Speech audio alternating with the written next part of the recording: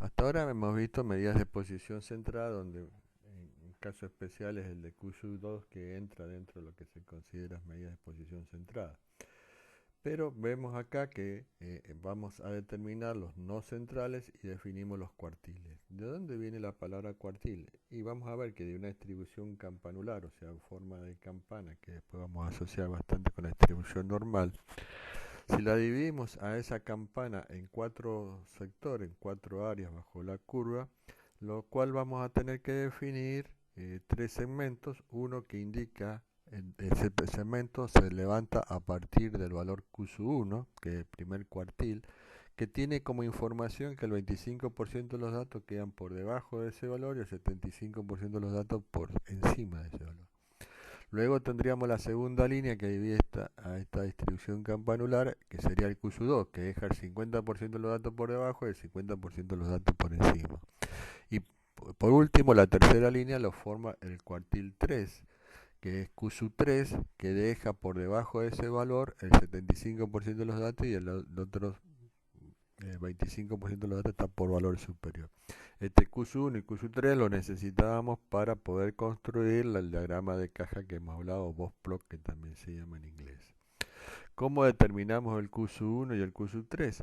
Y es exactamente la misma historia que cuando vimos el QSU2, solamente que ahora aplicado con el concepto de cuartil 1 y qué información da y con la información que da el QSU3. El QSU1, vamos, si los variables es cuantitativa discreta, vamos a la frecuencia absoluta acumuladas que iguala o primera que supera a un cuarto del valor de n. O sea, fíjense que estamos buscando el 25% de los datos de n. Y por lo tanto, una vez que lo ubicamos, vamos y buscamos cuál es el valor de la variable que correspondería al QSU1 y lo definimos como el cuartil 1, es un valor de la variable. Lo buscamos con la frecuencia acumulada, igual que hicimos con la mediana, pero la mediana hacíamos un medio de n. En cambio, en el cuartil 1 hacemos un cuarto de n. Y vamos y buscamos cuál es el valor de la mediana que le corresponde si la variable es cuantitativa discreta. Si es continua, fíjense que la misma fórmula que usamos en Q sub 2, pero ahora todo con referencia a Q sub 1, o sea, límite inferior donde se encuentra Q sub 1. En vez de acá aparecer n sobre 2, aparece n sobre 4 porque es un cuarto, menos la frecuencia acumulada hasta el intervalo anterior donde se encuentra Q sub 1, dividido la frecuencia absoluta correspondiente al intervalo donde se encuentra Q1 por el delta X, que sería la longitud del intervalo de clase. Con el mismo criterio se hace el Q3, pero en vez de ser un cuarto, ahora es tres cuartos de n, las frecuencias acumuladas, y luego exactamente lo mismo, y fíjense que para el cálculo cuantitativa continua es lo mismo, lo único que en vez de aparecer un cuarto, aparece tres cuartos de n. Y el mismo criterio, o sea que la fórmula es la misma, lo único que va cambiando es si es un medio, un cuarto, tres cuartos, dependiendo a qué cuartil se nos estamos refiriendo.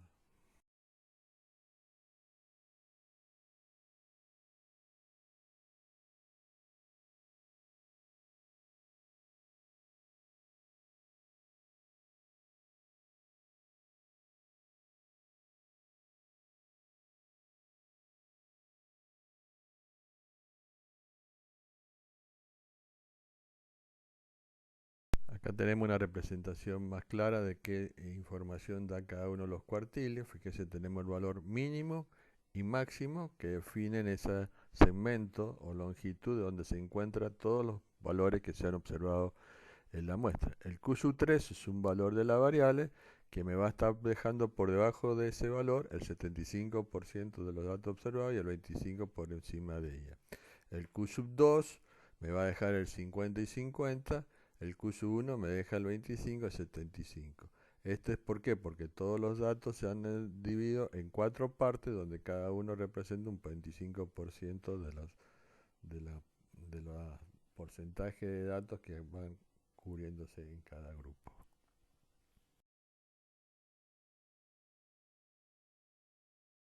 ¿Qué medidas de dispersión podemos calcular con este tipo de variables?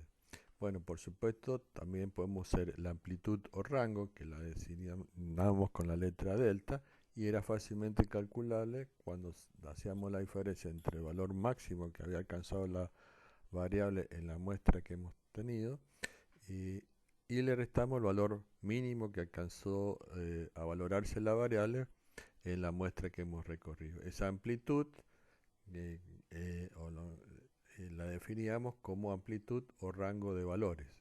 Mientras mayor amplitud tengamos, mayor signo de variabilidad tenemos en los valores medidos. Mientras más corto es esa longitud, menor variabilidad hemos tenido en la respuesta. También era importante, y es importante, determinar el rango intercuartílico. Acuérdense que el rango intercuartílico era la diferencia entre Q sub 3 menos Q sub 1. Y ahí decimos que está el 50% de los valores que hemos observado en la muestra. También si ese recorrido intercuartílico es muy amplio, tenemos que el 50% de la variabilidad de los datos está muy abierto, muy disperso en los valores centrales, o sea, los datos que se concentran en el centro. Si ese rango intercuartílico es corto, de poca longitud, tenemos realmente una concentración de los datos, el 50% están concentrados en un intervalo muy pequeño. O sea que la amplitud del intervalo recorrido intercuartílico también da información de cómo se están concentrando o no el 50% de los datos. El otro, por supuesto, el coeficiente de variación, que también lo habíamos visto en muestra pequeña, y es una relativización de la desviación típica con respecto a la media muestral multiplicado por 100. Y acá sí tenemos una tabla de interpretación que nos estaba faltando, que todavía no lo habíamos dicho, cuando decimos que hay un coeficiente de variación que consideramos de baja variación. Y cuando tenemos de 0 a 10 tenemos una baja variación, o sea, un coeficiente de variación de categoría o interpretación baja. Si es de 10 a 20 decimos que es media la variabilidad, si es de 20 a 30 es alta y mayor a 30 muy alta la variabilidad. Por ejemplo, a veces en datos, por ejemplo, en producción de aceitunas en olivos, o sea, la producción por olivo, tenemos variabilidades. Si tomamos un montón, o sea, tenemos un conjunto de plantas muestreadas y le medimos el rendimiento a cada una de las plantas y medimos el coeficiente de variación, vamos a encontrar variaciones quizás del 30 al 20%, lo cual quedaría como que es alta variabilidad, pero que en datos de campo esto es normal. Por eso también, además de la interpretación numérica de esta variabilidad, también tenemos que asociarlo con el problema. Por ejemplo, en valoraciones o datos de problemas de laboratorio o de laboratorios de química, etc. Si tenemos eh, con condiciones muy controladas del laboratorio una variabilidad del 20%, que acá sería media, en realidad en un laboratorio sería altísima, porque si tenemos todas las cuestiones controladas no podríamos tener una variación tan grande en la respuesta. Por eso hay que darle contexto a la interpretación de este coeficiente de variación.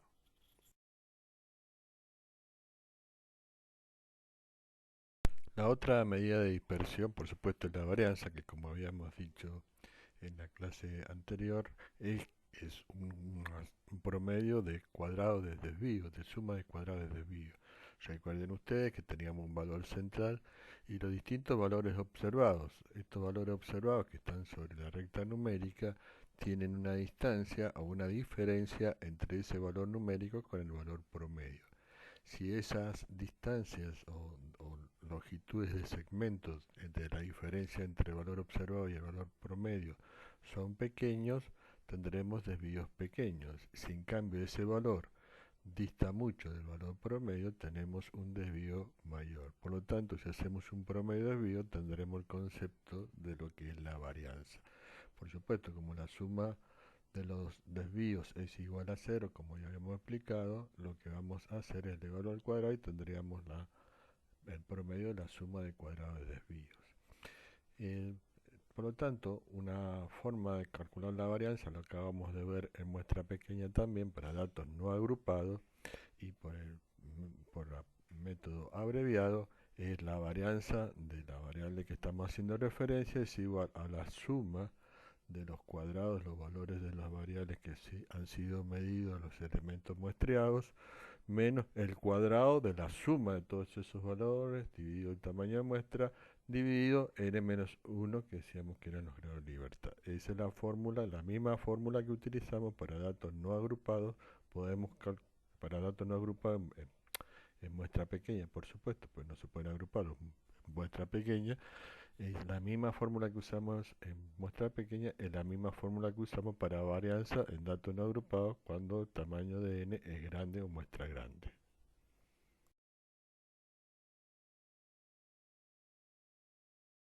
¿Cómo calculamos la varianza si los datos están agrupados? O sea, si los valores los tenemos ya en una distribución de frecuencia en forma tabular. Y ahí tendríamos que, hay dos formas, uno el método directo y otro el método abreviado de cómo calcular la varianza. Recuerden que conceptualmente habíamos dicho que la varianza es una suma de cuadrados de desvío con respecto al valor promedio. Por lo tanto, para un método directo de calcular la varianza, es sumar desde igual 1 hasta las k clases en que ha sido particionado la amplitud muestral, es de la suma de los cuadrados de los desvíos de los valores. Acuérdense que el x sub i, en este caso dato agrupado, representa a la marca de clase de cada uno de los intervalos de clase restado a la media muestral que hemos calculado.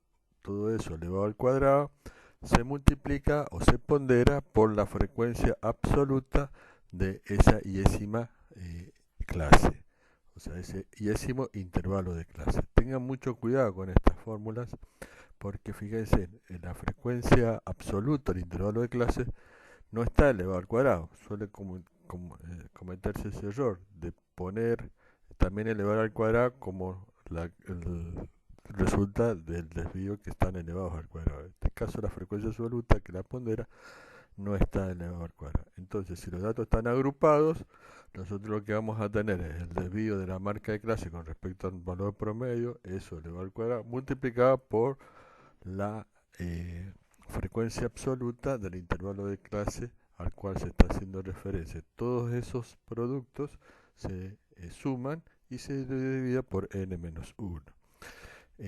Por supuesto, podemos usar, y recomendamos siempre usar el método abreviado.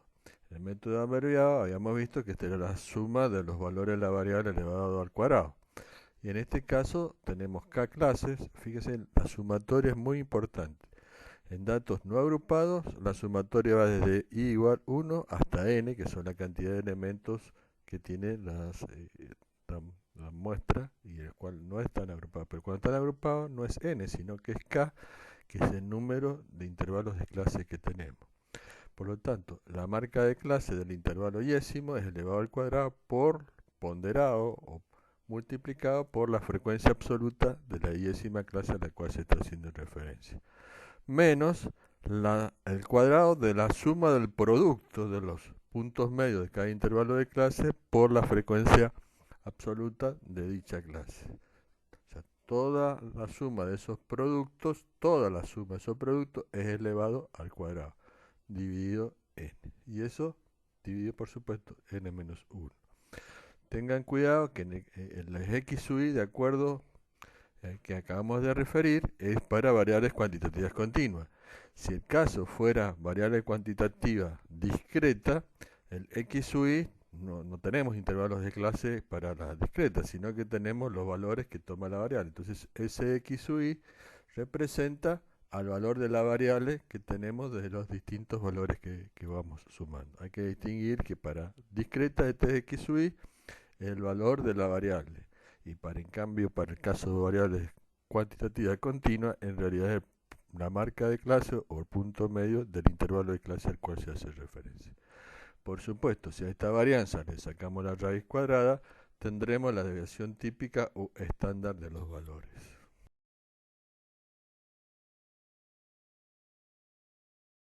Cuando son variables cuantitativas y son muestras grandes, se agregan la propiedad de las llamadas medidas de forma. La primera que nos vamos a hacer referencia es a la asimetría, que se simboliza con la letra G1. ¿Cómo se calcula este G1 y qué tiene que ver con la simetría, el concepto de simetría?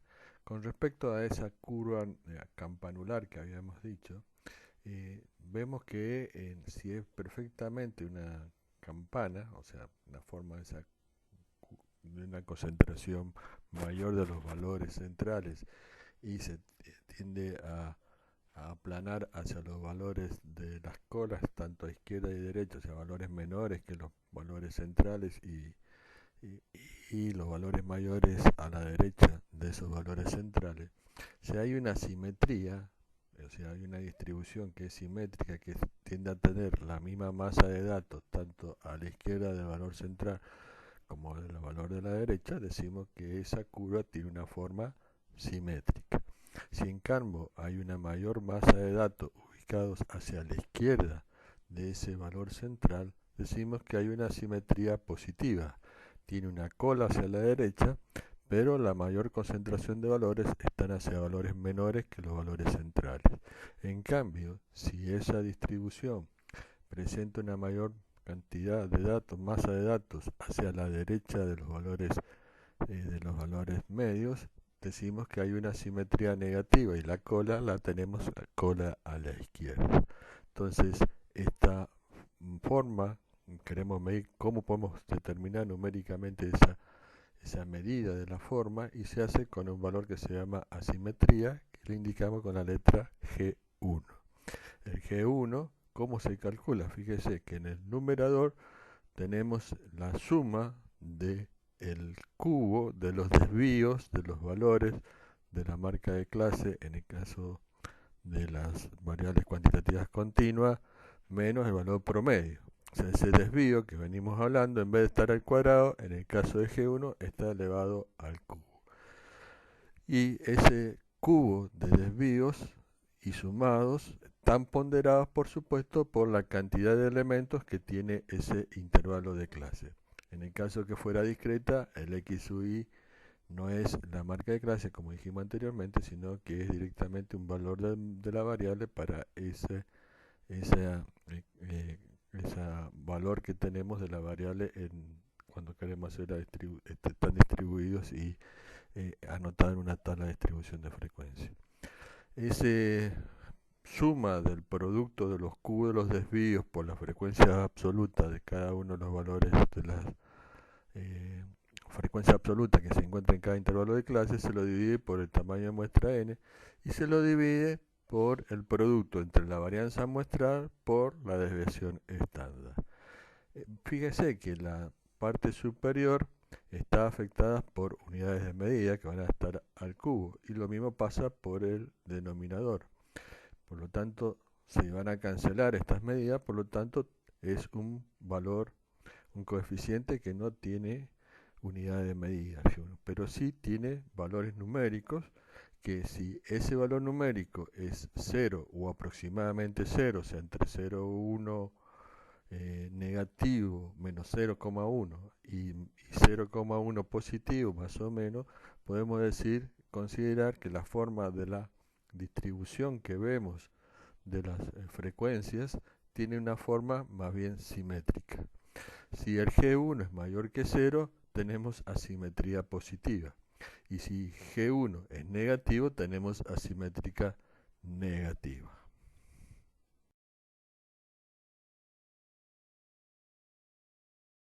Otra medida de forma es la llamada kurtosis, que se le indica con la letra G minúscula sub 2. Esta medida de kurtosis se interpreta como la concentración de datos con respecto a los valores centrados. O sea, nosotros podemos tener valores muy concentrados en los valores extremos y achatada hacia los valores de las colas, tanto de izquierda y derecha, a los valores o valores medios. Si esa es la situación, lo cual se muestra en esta gráfica, decimos que tenemos un valor de kurtosis que indica una distribución leptocúrtica, que está muy concentrada con los valores centrales. Si los valores están distribuidos en forma simétrica con respecto a los valores centrales, decimos que es mesocúrtica. En cambio, si el G2 es negativo, o sea, menores que 0, vamos a tener un achatamiento de la distribución Por lo tanto, vamos a ver esta tercera gráfica que muestra la famosa distribución platicúrtica, lo cual indica fíjese que las tres distribuciones tienen los mismos valores medios y tienen la misma simetría. Las tres son simétricas, pero tienen distintas formas de kurtosis. Vuelvo a repetir, las tres distribuciones tienen mismo valor central y tienen la misma simetría, o sea, las tres son simétricas, pero tienen distinta concentración de los valores con respecto al valor central. La que más se concentra en los valores centrales es la leptocúrtica. La mesocúrtica tiene digamos, la que consideramos normal. Ya vamos a ver por qué decimos estas cosas. En cambio, la platicurta está achatada, pero sigue siendo los mismos valores centrales, y simétrica, pero tiene una forma totalmente distinta. ¿Cómo se calcula esta kurtosis? En vez de ser al cubo, la suma de los desvíos al cubo, en el caso de la kurtosis, es elevada a la cuarta potencia, ponderada por la frecuencia absoluta de la clase a la cual se refiere. Dividido n, y acá está dividido por el producto de la varianza muestral, o sea, varianza por varianza muestral. Por lo tanto, arriba tenemos unidad de medida a la cuarta, abajo la cuarta, se simplifica, por lo tanto también G2 no tiene unidades de medida. Que cuando nosotros vamos a ver y calcular, entonces, ¿cómo se interpreta? Se interpreta que si G2 es mayor que 3, es leptocúrtica. Si G2 es menor que 3, decimos que es platicúrtica. Y si G2 es igual a 3, decimos que es mesocúrtica. Eso si lo calculamos en forma manual. Lo que hacen los software es calcularlo restándole el valor de 3 para hacerlo más fácil la interpretación. Por lo tanto, si G2 es igual a 0, es mesocúrtica. Si G2 es menor que 0, es platicúrtica. Y si G2 es mayor que 0, es leptocúrtica.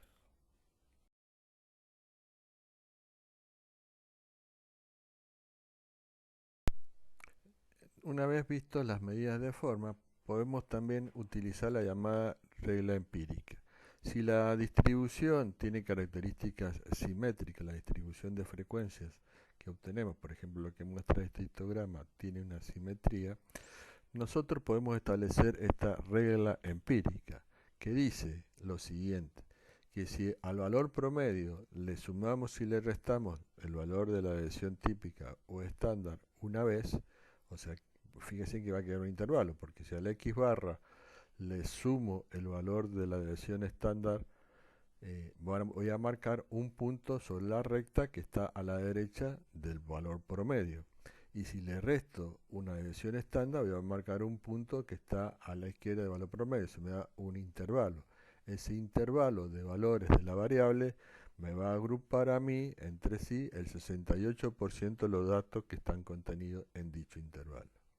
Si en vez de sumar y restar una desviación estándar, yo hago dos desviaciones estándar, voy a tener el 95% de los datos contenidos en dicho intervalo.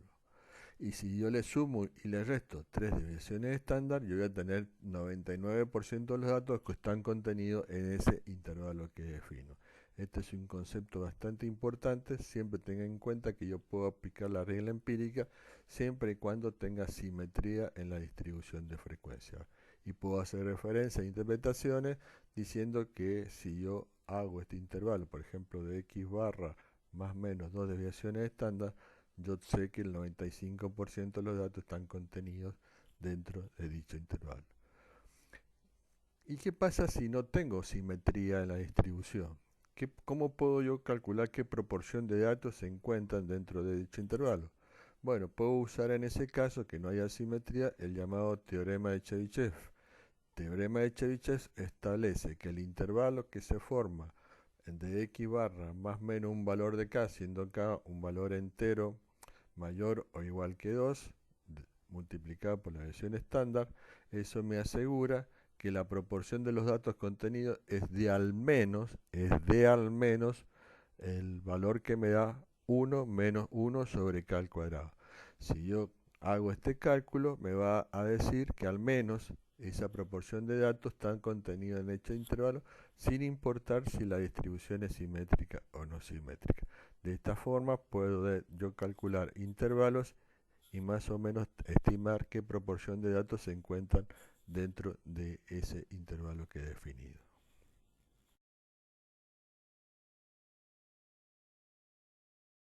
Veamos la aplicación práctica, otra vez volviendo al estudio de la variable cuantitativa discreta con los números de análisis positivos de Salmonella. Al calcular las medidas de posición central, la primera que calculamos es el valor de la media y con datos que ya están clasificados, por lo tanto tenemos que en la media esa lo vamos a calcular por los valores que va tomando la variable porque es discreta, multiplicada por la frecuencia absoluta de ese valor de variable que va tomando. O sea, el primer sumando va a ser 0, que es el valor de la variable, por 52, que es su frecuencia. Ese producto, por supuesto, primero va a dar 0, más 1, que es el otro valor de la variable, por 17, ese producto va a dar 17, más 2, el otro valor de la variable, por 11 de su frecuencia, va a dar 22, más 3 por 7, que es 21, más 4 por 3, 12. Sumamos todo ese, dividido 90, eso nos da una media de 0,8 análisis positivos por día.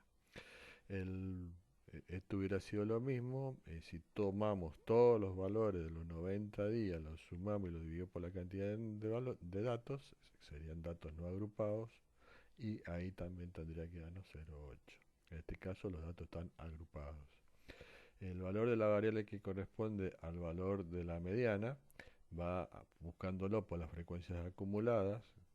Acuérdense que es n sobre 2, en este caso n es 90, nos da un valor de la mediana x barra d igual a 0 análisis positivo por día. O sea, ¿qué información tenemos ahí? Que el 50% de los datos son iguales, o en este caso es 0 porque el primer valor son todos iguales a 0, y el 50% de los valores de los datos que tenemos son o iguales a 0 o mayor que 0. En el caso de la moda, el valor de la variable que tiene máxima frecuencia, que sería el x barra sub MO, que es la forma de indicar que es la moda, es justamente el de 0 análisis positivo. Fíjese que gracias a Dios, tratándose de salmonela, en este caso, en este estudio en particular, la mayor concentración de los valores están en que no nos dan casos positivos por día en el registro nacional. Si queremos medidas de posición no central, para este caso, por ejemplo, para el Q1, fíjese que ahora las frecuencias acumuladas las vamos buscando. En el caso del Q1 es un cuarto. Recuerden que el 25% por debajo es 75 por arriba, entonces 90 dividido 4.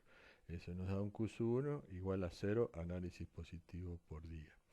En cambio, si buscamos el Q3 es 3 cuartos, porque agrupa hasta el 75%. Por lo tanto, el Q3 es igual a un análisis positivo por día. Las medidas de dispersión para datos agrupados, tendríamos que los k valores que toma la variable, cada valor de la variable elevado al cuadrado por las frecuencias absolutas de ese valor de la variable, y así vamos haciendo y sumando todo, que es la suma que tenemos aquí. Y luego le restamos la suma del producto, los valores de la variable por sus respectivas frecuencias, sumados todo eso elevado al cuadrado, y todo eso es dividido n. O sea, todo eso de la suma del producto de los valores de la variable por su frecuencia da 72. Y a ese valor 72 es el que se lo eleva al cuadrado y se lo divide por 9. Divide 89 porque es n menos 1. Eso nos da una varianza de 1,28 análisis positivos por día al cuadrado.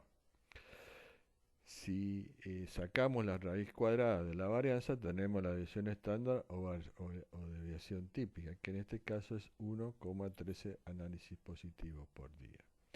El coeficiente de variación lo hacemos relativizando la desviación estándar dividiéndola por la media, multiplicando por 100, que nos da un coeficiente de variación de 141%. Observe que es un coeficiente de variación muy alto. Tenemos valores muy altos de variaciones.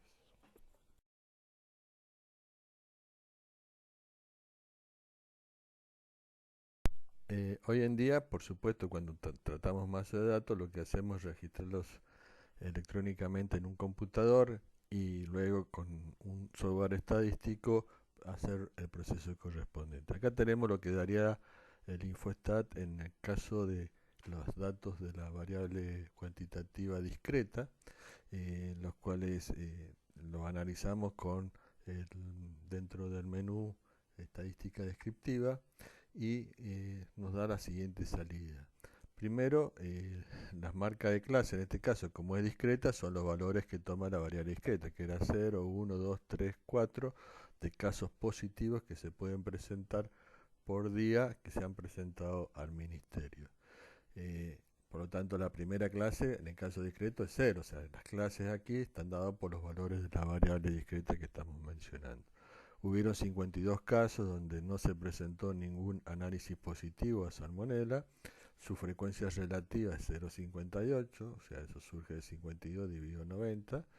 Y después tenemos las frecuencias absolutas acumuladas, que por supuesto, la primera es 52, que es la frecuencia absoluta de la primera clase que cuando valían no se había encontrado ningún análisis positivo. La segunda 69, hay 69 casos en el que, que no presentaron análisis positivo a salmonella o presentó un caso positivo a salmonella porque están acumulados. Y el 77, por ejemplo, serían las frecuencias relativas acumuladas, o sea, tenemos un 0,77 de proporción, si lo llevamos a porcentaje sería 77% de los datos que presentaron o un caso positivo o 0 casos positivos al presentarse a los informes al ministerio. O sea, esto da más o menos una distribución del comportamiento de la variable. Y luego le pedimos las medidas resumen de los datos que le hemos colocado.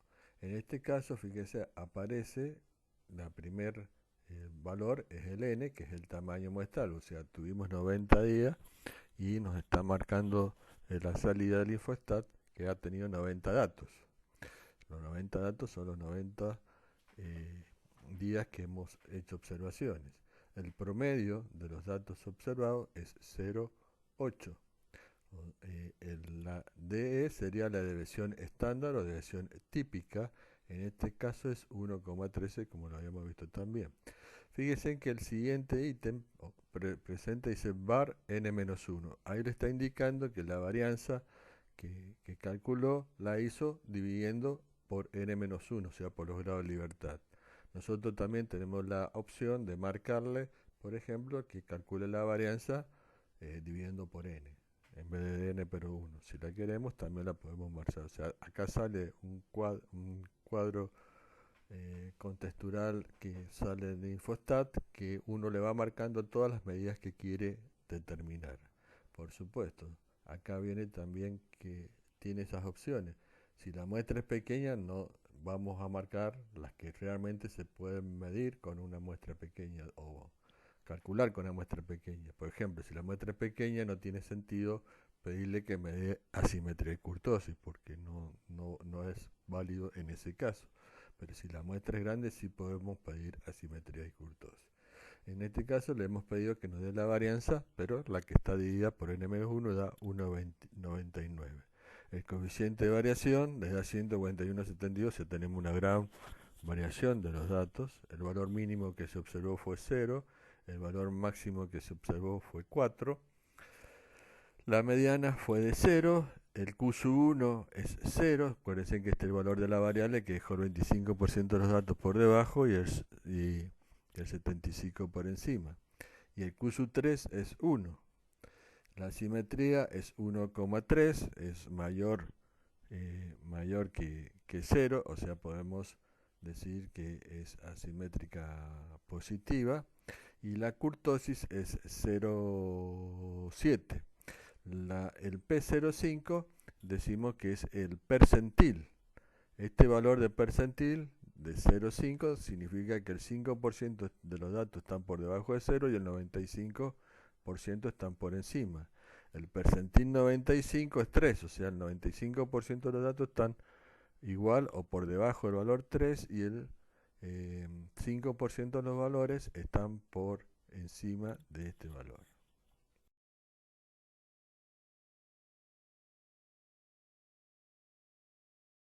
El siguiente es un cuadro que resumen todo lo que hemos hablado tanto para muestras cuantitativas de tamaño muestral pequeño como el del tamaño de muestra grande, sea esta variable cuantitativa discreta o variable cuantitativa continua. ¿Cómo se presentan los datos? Si el tamaño de muestra es pequeña, por supuesto la forma tabular es solamente un ordenamiento en forma creciente o decreciente de los datos obtenidos, porque no tiene sentido hablar de tablas de distribución. En cambio, si la muestra es grande y es discreta, por ejemplo, lo que vamos a tener de diferencia es que la primera columna vamos a tener valores de la variable cuando los valores de la variable son pocos. Y por lo tanto vamos a tener k valores que pueden tomar la variable y se calcula las frecuencias observadas de cada uno de los valores de la variable, las frecuencias acumuladas, ascendentes, las descendentes, las frecuencias relativas, las frecuencias relativas porcentuales, las frecuencias acumuladas porcentuales. En cambio, si la variable es cuantitativa continua en muestra grande, lo que vamos a tener en la primera columna son intervalos de clase y vamos a tener k intervalos de clases y vamos a obtener que la segunda columna está dada por el punto medio marca de clase, que es el valor que representa cada uno de esos intervalos. Luego, todas las otras columnas son las mismas que teníamos en el caso discreto. ¿Qué representaciones gráficas podemos hacer? Si la muestra es pequeña, podemos hacer un puntigrama. También podríamos hacer un tallo de hoja, pero fíjese, el tallo de hoja no solamente podríamos hacerlo con muestras pequeñas, sino también podríamos hacerlo con muestras grandes, porque también podríamos ver cómo se distribuyen las frecuencias. El más usado, por supuesto, es puntigrama. Si la muestra es grande, el gráfico que corresponde y discreta, la cuantitativa discreta, podemos hacer gráficas de línea o un gráfico escalonado si usamos la columna de las frecuencias acumuladas. En cambio, en la cuantitativa continua podemos realizar un histograma, podemos hacer polígonos de frecuencia, tanto si estamos con la ordenada en valores absolutos o relativos, podemos hacer ojivas o polígonos de frecuencias acumuladas. En los valores descriptivos de la descripción de los valores que hemos nosotros medidos, si la muestra es pequeña, podemos calcular medidas de posición y medidas de dispersión. Fíjense que en esta no aparecen las medidas de forma, no tiene sentido porque la muestra es pequeña. Entonces, dentro de la posición, medidas de tendencia central, como es la media, la mediana. En cambio, en los no centrales podemos hacer cuartiles, que es dividirlo en 4 partes a la distribución, o sea, a los valores que tenemos, lo dividimos en 4 partes, 25, 25, 25, 25. En cambio, si lo dividimos en 10 partes, aparecen los llamados deciles. Y si la dividimos al segmento en 100 partes, aparece el percentil. Por ejemplo, el percentil 90 está dejando por debajo del valor del P90 al 90% de los datos y por encima el 10% de los datos que hemos mirado en la muestra.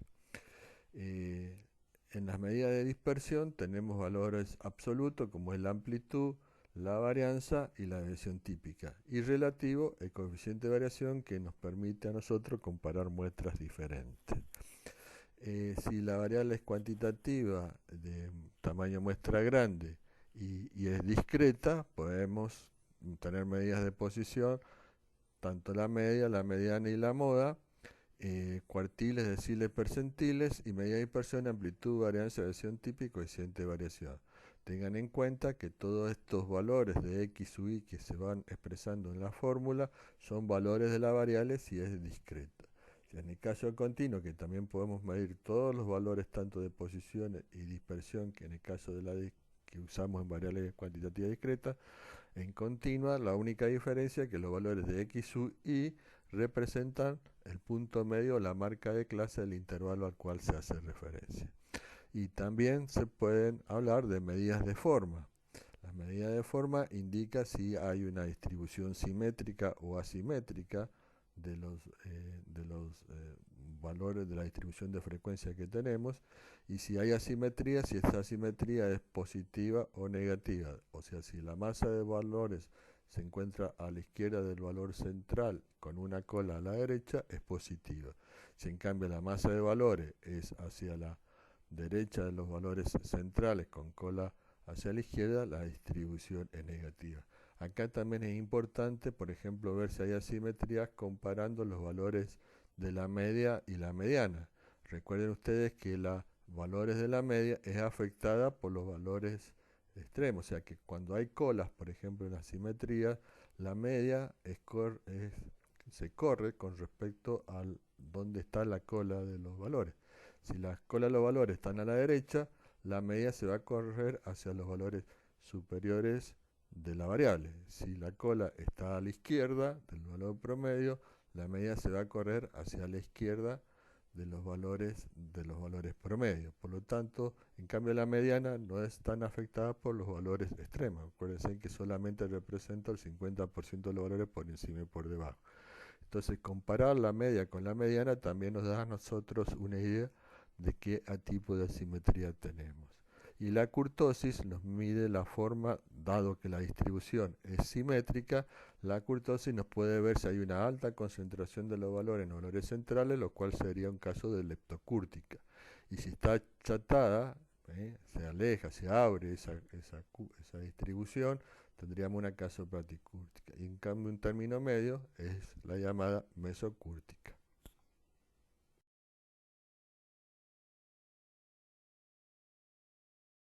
Entonces, ¿qué hemos visto en esta clase? ¿Qué conceptos hemos aprendido? Bueno, cómo se caracteriza estadísticamente una muestra grande, y si la muestra es cuantitativa discreta, donde la variable discreta toma pocos valores de la variable, vemos que podemos presentarla en forma tabular con una distribución de frecuencia para cada valor que toma la variable discreta. ¿Qué representaciones gráficas podemos hacer? Bueno, un diagrama de línea o un diagrama escalonado. Mire, acá es importante, por eso es la importancia de estos cursos, es que si yo tengo que dibujar, o sea, hacer un diagrama y la variable es discreta, no tendría, no, es, no tiene sentido o lógica elegir un histograma, porque el histograma, recuerden ustedes, que son todos listones todos pegados tomando todos los valores de la variable. En cambio la variable discreta no toma todos los valores sino algunos, por eso surgen los valores de los diagramas lineales. Por eso es importante que ustedes tienen que aprender, de acuerdo al tipo de variable y la cantidad de datos, qué diagramas o qué forma de representar gráficamente tenemos esa masa de datos que hemos medido originalmente y lo hemos luego reducido a una forma tabular para ver la distribución de frecuencias con el objeto de ver si hay un patrón de comportamiento para decir, bueno, hay una mayor concentración en los valores menores de la variable, en los valores centrales, en los valores extremos, etc. Y eso se ve viendo cómo se distribuyen las frecuencias. La variable cuantitativa continua, en cambio, también vemos la presentación tabular y cómo se analiza la misma, y las representaciones gráficas que podemos hacer puede ser histograma, polígono de frecuencia, las ojivas y los diagramas de cajas. La descripción numérica, hay que considerar si los datos están agrupados y no agrupados. Las computadoras trabajan obviamente con datos no agrupados. Lo que vimos para muestras pequeñas, de las fórmulas, tanto de la varianza como los promedios y el concepto de la mediana, también se aplica para los casos de muestras grandes y que no estén agrupadas. En cambio, si están agrupadas, están ya clasificadas en intervalos de clase o valores que toma la variable en el caso discreto, sí, ahí cambian las fórmulas porque hay que ver los valores del punto medio del intervalo de clase en el caso continuo que están ponderados, o sea, están multiplicados por la frecuencia absoluta de cada una de las clases, por lo tanto las fórmulas ahí cambian y tenemos que tener cuidado porque la forma de obtener los resultados son diferentes, tanto para las medidas de posición como para las medidas de asimetría, de dispersión, de asimetría y kurtosis. Si los datos están agrupados, las fórmulas están ponderadas por los respectivos frecuencias absolutas de cada clase que hemos obtenido. Acá sí se incorporan las muestras grandes, las medidas de forma para ver cómo es la forma, la distribución muestral que tenemos, y si hay asimetría o si hay kurtosis. La kurtosis siempre mide la concentración de los valores con respecto a un valor centrado, siempre que la distribución sea simétrica. Luego hemos establecido una regla empírica. También, si la regla empírica tenemos una distribución simétrica, si tenemos un histograma que vemos una forma campanular, podemos establecer esta regla empírica que nos dice que si al valor promedio le sumamos o le restamos una desviación típica, tenemos el 68% de los datos concentrados dentro de ese intervalo. Si tenemos dos desviaciones típicas, armamos un intervalo con dos desviaciones típicas a la derecha y a la izquierda del valor promedio, tenemos 95, y si tenemos sumado y restado tres desviaciones típicas, tenemos 99% de los datos concentrados dentro de ese intervalo siempre cuando la forma del histograma tenga una distribución simétrica.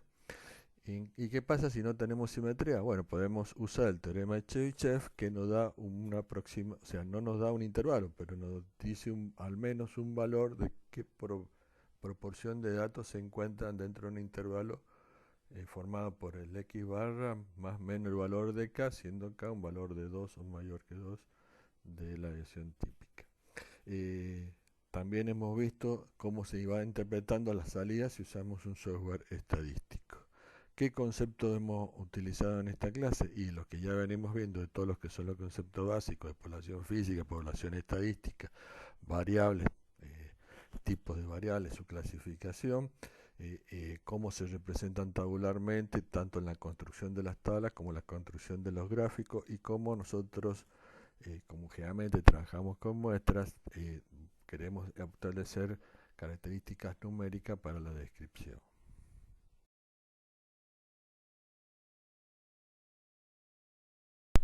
Muchas gracias por su atención.